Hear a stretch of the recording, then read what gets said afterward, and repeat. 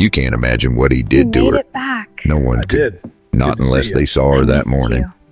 Not unless they saw the blood dried into her skin, the bruises swallowing her arms, the shame in her eyes that no dust could hide. Evelyn was just 23, too young to carry the weight of horror, too old to still be called a child. And ever since her mother died, she'd been trapped in a house that never felt like home. He was her stepfather. The neighbors stopped asking about her a long time ago. Every time they heard shouting from that house, they just turned the lanterns down. In a small town, silence is sometimes the cruelest thing of all. A man whose breath reeked of whiskey and whose soul reeked of rot. He didn't raise her. He kept her, like an animal behind walls and locked doors.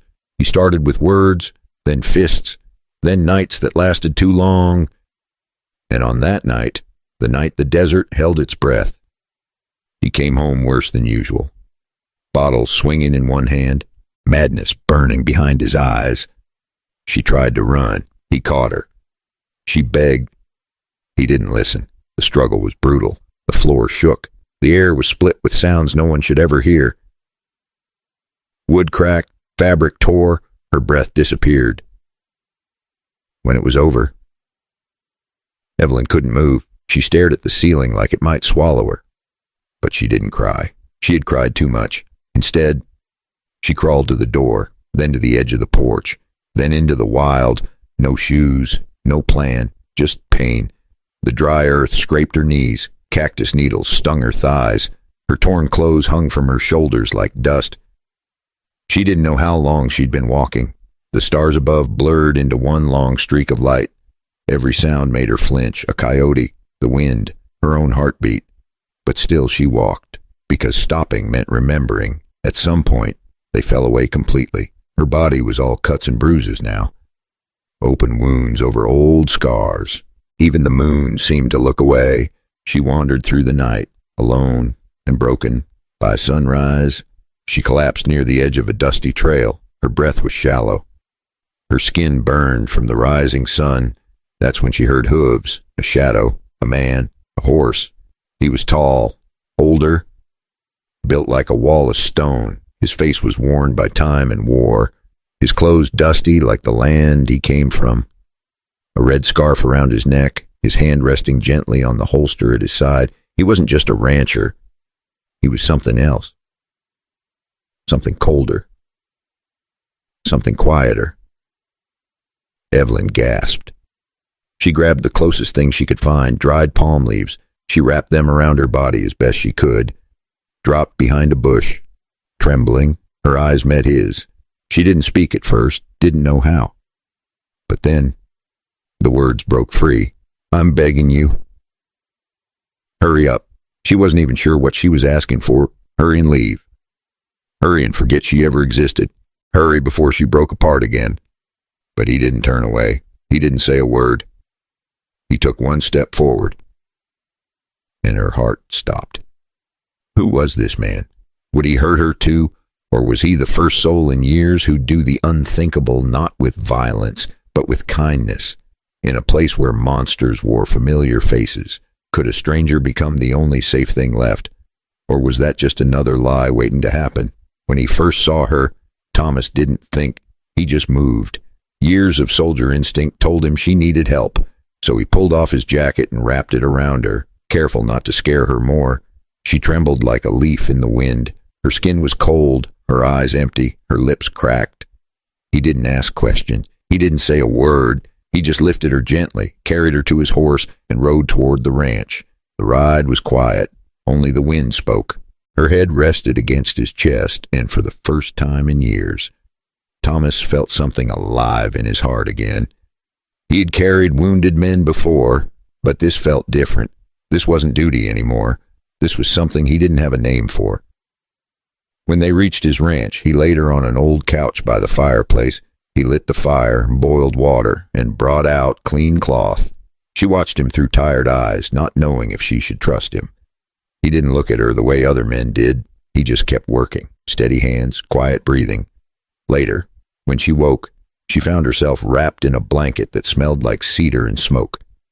Thomas sat across the room, staring into the fire. He didn't move, didn't talk, just sat there like a statue of silence. She whispered, barely audible, "Why are you helping me?" He looked up, met her eyes for a second, then said, "Because somebody once helped me." She didn't know what to say. For a moment, there was peace, the kind that feels fragile, like glass about to break. Days passed. Thomas cooked simple meals, fixed her wounds, and spoke little.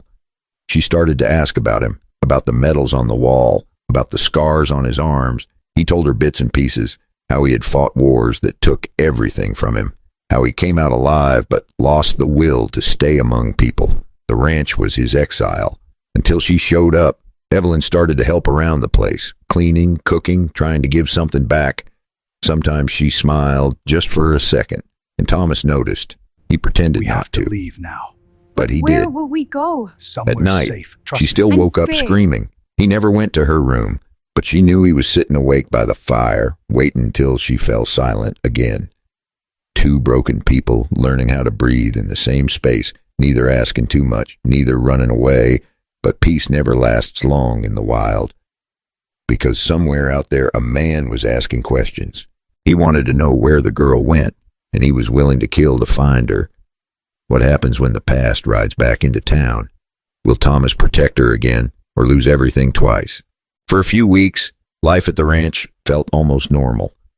Evelyn laughed again, though never for long. Thomas fixed the fence, fed the horses, and pretended the world outside the gate did not exist. But peace in the wild is like smoke. It looks solid until the wind shifts. One afternoon, the sky turned gray, and the wind carried dust across the hills. Thomas was stacking hay when he saw a figure walking down the dirt road. Slow steps, heavy boots. Something in the way the man moved told him it wasn't good news. Evelyn looked from the window and froze. The color drained from her face. She didn't need to speak his name. Thomas already knew. The man came closer. His clothes were torn, eyes red, mouth twisted with hate.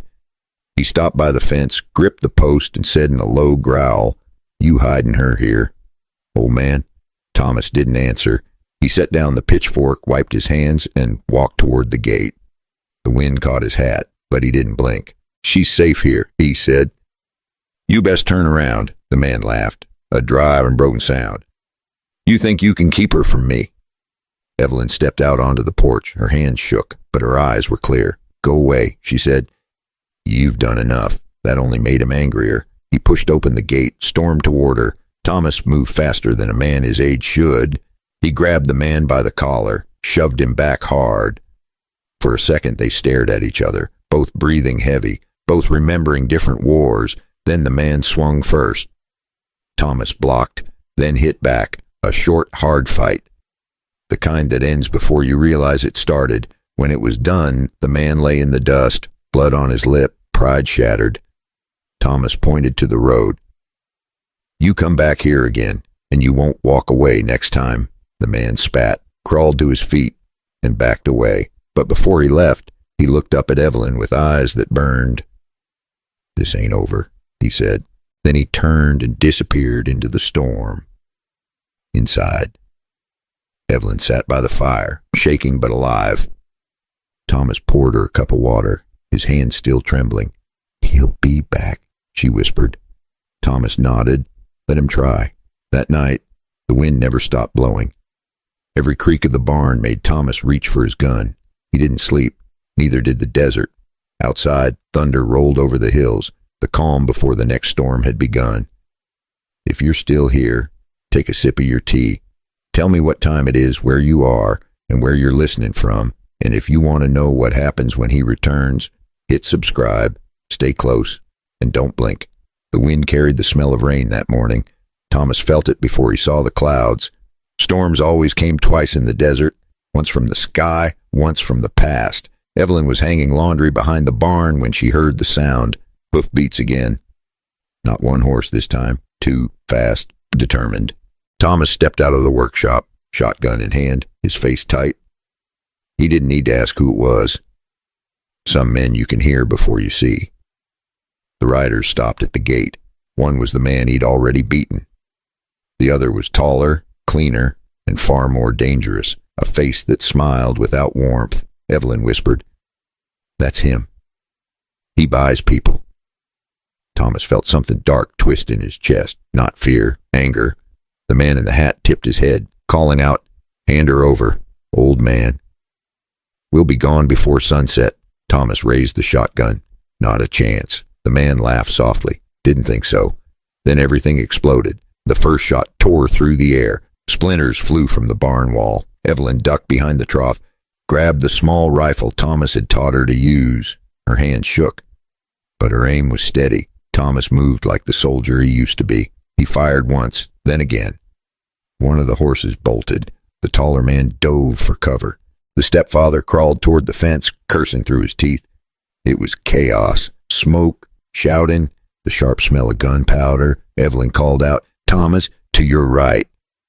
He turned just in time. The taller man was rushing him with a knife. Thomas blocked with the stock of his gun and swung hard.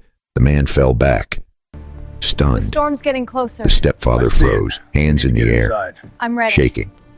Evelyn stepped forward, eyes cold now, voice steady. "It's over." She kept the rifle pointed until Thomas reached for the rope, tied their hands, and led them to the fence. By the time the sheriff arrived, the storm had broken. Rain washed the blood and dust into the ground. Two men in cuffs, heads down, silent for once. The sheriff looked at Thomas. "You did the right thing." Thomas nodded, eyes on Evelyn. She was soaked from the rain, hair sticking to her face, but there was a quiet strength in her now. Something had changed. Something that would not break again. As the wagons rolled away, Thomas stood beside her under the gray sky. "You can breathe now," he said. She smiled faintly. Maybe for the first time, the wind calmed, the rain slowed, and for the first time in years, the ranch felt like a home again. But peace never stays long in a land like this. Because sometimes, even when justice is done, the ghosts still find a way back. The rain stopped, but the wind carried a sound. A horse somewhere far off. Maybe it was nothing. Or maybe it was the start of something worse. The storm had passed. The land smelled of wet earth and smoke. The sun pushed through the gray sky, spilling light over the ranch. Everything looked new again, even the air. Thomas stood by the fence, watching the horizon. The sheriff's wagons were gone. The men who had brought darkness into their lives were locked away, far from here. For the first time in years, Thomas felt peace that did not scare him. Inside, Evelyn was making coffee. Her hand still shook sometimes, but her eyes were brighter. She had started to hum again, small tunes that drifted through the old wooden house. Thomas listened, pretending not to. That sound was better than silence. Days turned into weeks. The wounds healed, though the scars stayed. Sometimes she talked about leaving, starting over somewhere else. Thomas never stopped her. He just said, "Wherever you go, make it better than where you came from." She smiled at that. It was the kind of smile that comes from pain and gratitude mixed together. The kind that says, "I made it through." Thomas started fixing the roof, one board at a time. Evelyn planted flowers near the barn, small, white ones. He teased her for it, said the desert would eat them in a week. She said, "Maybe, but I'll plant more." It became their way of living. He built things that might break. She grew things that might die, both knowing that trying was what kept them human. One evening, they sat on the porch watching the sunset. Evelyn looked out at the fields, quiet for a while, then asked, "Do you ever think people can really start over?" Thomas thought about it, about the war, about the years he spent running from his own ghost.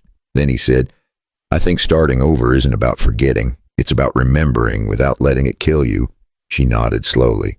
The orange light hit her face, soft and warm. Maybe that was enough of an answer. The world moved on, but the story stayed, because out here, every scar tells one. And every story like theirs asks the same question. How far can you run before you finally decide to stop running? What would you forgive if it meant you could breathe again?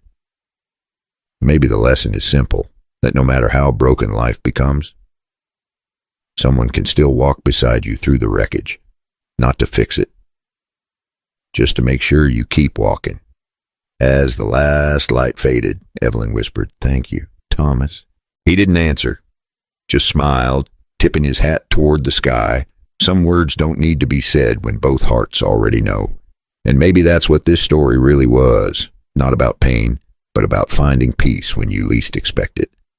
If you've stayed with me through the dust and the storm, take a deep breath. Maybe peace isn't something you find. Maybe it's something you build, one day at a time, with calloused hands and a tired heart. Out here, under the wide sky, even the broken things can bloom again. Look around. Maybe your story isn't over either. And if this tale touched something in you, let me know. Drop a comment, hit the like button, and subscribe so you can ride with us on the next story from the Wild West. Because sometimes the next sunrise brings more than just light. It brings another chance.